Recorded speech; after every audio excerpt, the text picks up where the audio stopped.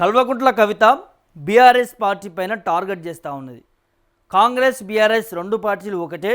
రానున్నటువంటి భవిష్యత్తులో బీఆర్ఎస్ పార్టీకి ఓటు వేయకండి, మాకు అవకాశాలు ఇస్తే రాష్ట్ర ప్రయోజనాలను మార్పిచ్చేస్తాము, ప్రజలకు అసలైనటువంటి ప్రజాపాలన ఏంటనేది చేసి చూపిస్తామనేది కల్వకుంట్ల కవిత నిన్న మాట్లాడినటువంటి నేపథ్యం కనిపించింది. దాంతోపాటు వాళ్ళ అన్నయ్య కేటీఆర్ గురించి కూడా మాట్లాడుతూ కొంత భావోద్వేగానికి గురైంది. నేను గతంలో రాఖీ కడదామని అనుకున్నప్పుడు తను విదేశాలకు పారిపోయిండు, ఇప్పుడు రాఖీ కడదామని అనుకున్నా కూడా మరి ఒకరోజు ముందే విదేశాలకు పారిపోయిండు. అంటే వాళ్ళకే అంతుంటే ఆడబిడ్డలు మాకెంత ఉండాలి అనేది మేము శాపనార్థాలు పెడితే కుటుంబానికి కానీ వారికి కానీ మంచిగా ఉండదు, కానీ ఏ ఆడబిడ్డ కూడా అట్లాంటిది కోరుకోదంటూ కూడా తను నిన్న మాట్లాడినటువంటి నేపథ్యం. దాని వెనుక చాలా అంతర్యాలు ఉన్నాయి. రాజకీయాలు వేరే, కుటుంబ నేపథ్యం వేరే ఉంటుంది. మరి ఇట్లాంటి రాఖీల పండుగ అప్పుడు ఎంతో అన్యోన్యంగా జీవించినటువంటి కుటుంబం అది కల్వకుంట్ల కుటుంబం. మరి కేసీఆర్ కానీ ఇటు కేటీఆర్ కానీ రాఖీ కట్టాల్సినటువంటి బాధ్యత తన సొంత బిడ్డ కవిత మీద ఉంటుంది. మరి ఇట్లాంటి రాఖీ కట్టుకునేటటువంటి పరిస్థితిలో కూడా అన్నా చెల్లెల బంధాన్ని కూడా రాజకీయంగా చూసేటటువంటి కేటీఆర్కి మరి చాలా వరకు విమర్శలు వినిపిస్తూ ఉన్నాయి. సొంత చెల్లెనే నువ్వు దగ్గరికి తీసుకుంటలేవు, సొంత చెల్లెనే ఇట్లాంటి అన్నా చెల్లెల బంధం అప్పుడు కూడా రాఖీ కట్టించుకోవట్లేవు అంటే రాష్ట్ర మహిళల మీద నీకు ఏం ప్రేమ ఉంటుంది, రాష్ట్ర మహిళని ఏం పట్టించుకుంటావు, ఏం దగ్గర తీసుకుంటావు అనేది పెద్ద ఎత్తున సోషల్ మీడియాలో వినిపిస్తూ ఉంది. దానికి తోడు కవిత చేసినటువంటి కామెంట్స్. నేను నా అన్నకి రాఖీ కడదామని అనుకున్నా, గతంలో పారిపోయిండు, ఇప్పుడు పారిపోయిండు, ఏ చెల్లెకు ఉండదు, ఏ అక్కకు ఉండదు. ఈ రాఖీ బంధన్ రోజు, రక్షాబంధన్ రోజు తన సొంత తమ్ముడికి కానీ అన్నకు కానీ రాఖీ కట్టాలి అనేది ప్రతి ఒక్కరికి ఉంటుంది కదా. సో అట్లాంటిది రాజకీయంలో ఉన్న మాకు కూడా ఉంటుంది అనేది కవిత ఫీలింగ్. సో ఆ ఫీలింగ్తోనే నిన్న మాట్లాడినటువంటి నేపథ్యం మనకి కనిపించింది. ఆ కళ్ళ నుంచి ఒక భావోద్వేగాన్ని కూడా మనం చూస్తూ ఉన్నాం. అంటే ఎట్లా ఉన్న వాళ్ళము, ఎట్లా అయిపోయినాం రాజకీయాల వల్ల అనేది తన గుండె లోతులో కూడా ఆ బాధను బయటపెట్టినటువంటి పరిస్థితి కనిపించింది. సో దీనికి సంబంధించి కేటీఆర్ మాత్రం ట్విట్టర్లో పెడతాడు, తెలంగాణ ఆడబిడ్డలకి రక్షాబంధన్ శుభాకాంక్షలు అని పెడతాడు. కానీ తన సొంత చెల్లెకే రక్షాబంధన్ శుభాకాంక్షలు చెప్పలేని పరిస్థితి. సో దీన్ని కాంగ్రెస్ పార్టీ వాళ్ళు పావులా వాదుకుంటున్నారు.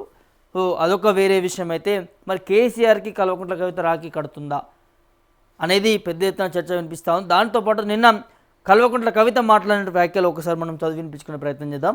కాంగ్రెస్ బీఆర్ఎస్ కుమ్మక్కు, ఛాన్స్ ఇస్తే రాష్ట్ర ప్రయోజనాలను కాపాడుతాం, తెలంగాణ రక్షణ సేన చీఫ్ కల్వకుంట్ల కవిత మాట్లాడినటువంటి అంశం. అయితే కాంగ్రెస్ అరాచకాలను ప్రశ్నించాల్సినటువంటి బీఆర్ఎస్ పూర్తిగా కాంప్రమైజ్ అయ్యిందనేది తెలంగాణ రక్షణ సేన చీఫ్ కల్వకుంట్ల కవిత ఆరోపించారు. బంజారా హిల్స్లోని తెలంగాణ రక్షణ సేన కార్యాలయంలో గురువారం మీడియాతో మాట్లాడుతూ కాంగ్రెస్ ప్రభుత్వం తెలంగాణ ప్రయోజనాలను పణంగా పెట్టిందనేది విమర్శించారు. యాదగిరిగుట్ట బోర్డు మెంబర్లో కూడా ఆంధ్ర హీరో భార్యకు పదవి కట్టబెట్టారనేది విమర్శించారు. ఒక ఎంపీ కుమారుడు యాక్సిడెంట్ చేసి అమ్మాయిని చంపితే సర్కార్ పట్టించుకోలేదనేది ఆరోపించారు.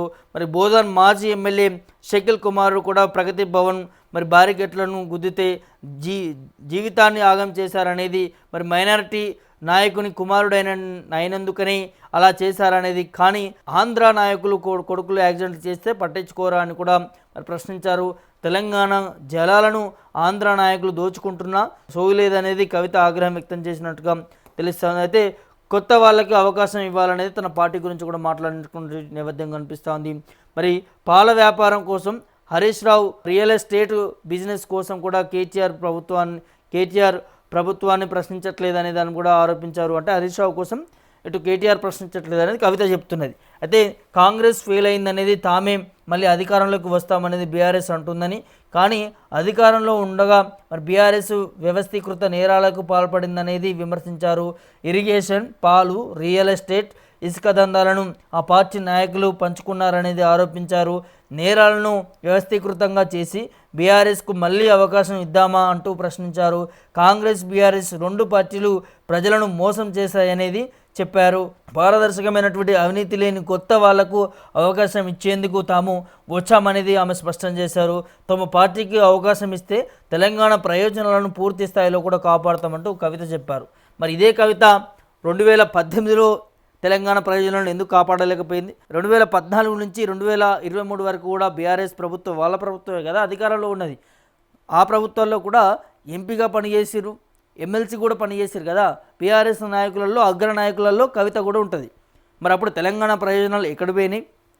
ఇప్పుడు నాకు అన్యాయం జరిగింది, నా ఒక ఆడబిడ్డను ఇంట్లో నుంచి బయటకు గెంటేసిరని ఒక సెంటిమెంట్ రెచ్చగొడతా ఉంది కవిత గారు. కానీ ఇక్కడ అసలు గత ప్రభుత్వంలో ఉన్నప్పుడు మీరే కదా పాలకులు, మీరే కదా ఎంపీగా ఉన్నది, మీరే కదా ఎమ్మెల్సీగా ఉన్నది. అప్పుడేం చేశారు మరి? అంటే మీ సొంత ప్రయోజనాల కోసం మిమ్మల్ని పార్టీ నుంచి బయటకు పంపించారు కాబట్టి మీ సొంత ఆస్తి పంపకాల కోసం ఇవాళ బయటకు వచ్చి సెంటిమెంట్ రెచ్చగొట్టి తెలంగాణ ప్రజలకు సామాజిక ప్రయోజనాన్ని కాపాడతామని చెప్పి మాట్లాడుతున్నారా అని కాంగ్రెస్ వాళ్ళు అంటున్నారు. అదేవిధంగా సోషల్ మీడియాలో కూడా ఇదే వినిపిస్తున్నది. గతంలో బీఆర్ఎస్లో ఉన్నప్పుడు అప్పుడు ఎందుకు ప్రయోజనాలు కాపాడలేకపోయారు, ఇప్పుడు బయటకు వచ్చినాక ప్రయోజనాలను కాపాడతామని చెప్పి హామీ ఇస్తున్నారు. అంటే ఇది రాజకీయం చేస్తూ ఉన్నారా? తెలంగాణ ప్రజలేమి అంత నమ్మేవాళ్ళు కాదు. ఎవరికి ఏది తప్పు ఏది రైటు ఏం జరుగుతుంది అనేది రాజకీయం పైన కూడా ప్రతి ఒక్కరికి అవగాహన ఉందనేది కాంగ్రెస్ పార్టీ మిగతా నేతలు కూడా ఆరోపిస్తున్నటువంటి పరిస్థితి కనిపిస్తూ ఉంది. ఓవరాల్గా ఇక్కడ కాంగ్రెస్ బీఆర్ఎస్ కుమ్మక్క అయినాయి. సో ఎక్కడ కూడా ప్రతిపక్ష బాధ్యత పోషించట్లేదు, మాట్లాడట్లేదు. నాకు అవకాశం ఇస్తే తెలంగాణ ప్రయోజనాలను కాపాడుతాను, అభివృద్ధి చేసి చూపిస్తాను అనేది కవిత అంటుంది.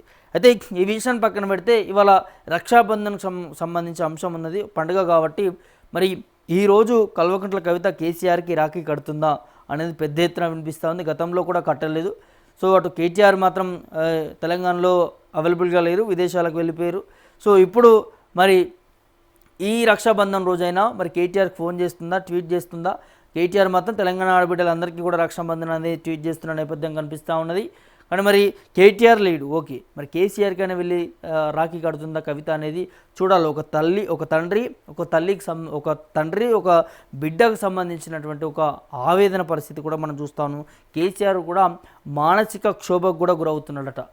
ఫామ్ హౌస్లో ఉండి కూడా వ్యవసాయ క్షేత్రంలో ఉండి మరి కవితకు సంబంధించి కూడా ఇట్లాంటి పండుగలకు సంబంధించి ఇట్లాంటి రక్షాబంధన్ కావచ్చు, వివిధ పండుగలకు సంబంధించి కూడా మరి ఇంటి ఆడబిడ్డ రాకపోతే ఎవరికైనా బాధ ఉంటుంది కదా. సో అట్లా కూడా తను కొంత కవిత విషయంలో మానసిక క్షోభ కూడా గురవుతా ఉన్నాడట. మరి చూద్దాం నిజంగానే కవిత మరి కేసీఆర్కి వెళ్ళి రాఖీ కడుతుందా, రాజకీయాలను పక్కన పెట్టి మరి తండ్రి కోసం వెళ్తుందా ఏంటని కూడా చూడాల్సినటువంటి అవసరం ఉంటుంది. సో ఈ వీడియో చూస్తున్నటువంటి మీరు అందరూ ఏమనుకుంటున్నారు? మరి నిజంగానే కేసీఆర్కి కవిత రాఖీ కడుతుందా ఏంటి అనేది, దాంతోపాటు ఈ అంశానికి సంబంధించి కాంగ్రెస్ బీఆర్ఎస్ ఒకటే అంటూ కూడా డైరెక్ట్గా విమర్శిస్తున్న పరిస్థితులు కనిపిస్తూ ఉన్నాయి. కాబట్టి ఈ అంశానికి మీరు ఏమనుకుంటున్నారు, మీ అభిప్రాయం ఏంటనేది కూడా కామెంట్ రూపంలో తెలియజేయండి.